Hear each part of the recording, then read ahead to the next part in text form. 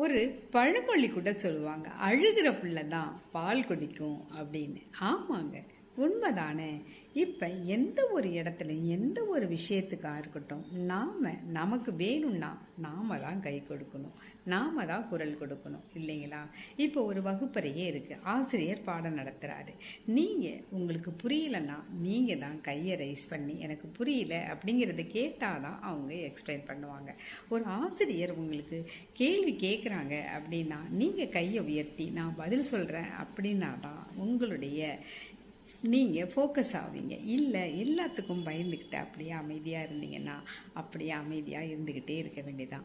அது மாணவன் ஆசிரியர் அப்படின்னு மட்டும் இல்லை, நீங்கள் வேலைக்கு போகிற இடங்கள்லையும் இல்லை எந்த ஒரு இடங்கள்லையும் நமக்கு தேவையானதை நாம தான் பெற்றுக்கணும். அதை விட்டுட்டு நம்ம திறமையை தெரிஞ்சுக்கிட்டு அவங்க நம்மளுக்கு ஆப்பர்ச்சுனிட்டி கொடுப்பாங்க அப்படின்னு வெயிட் பண்ணோம்னா அப்படியே இருக்க வேண்டியது தான். நம்மளுடைய திறமைகளை மற்றவங்க தெரிஞ்சுக்கிறதுக்கு முன்னாடி நாமளே முன்னு வந்து நம்மளுக்கு தேவையானதை நாம் பெற்றுக்கணும் அப்படிங்கிறது தான் உண்மை. அதுதான் சொல்கிறாங்க, அழுகிற பிள்ளை பால் குடிக்கும் அப்படின்னு சொல்லிட்டு. நாம் அழணும் அப்படின்னா என்ன அர்த்தம்னா, நமக்கு தேவையானதை நாம் முன்ன நின்று பெறணும் அப்படிங்கிறது தான். நன்றி.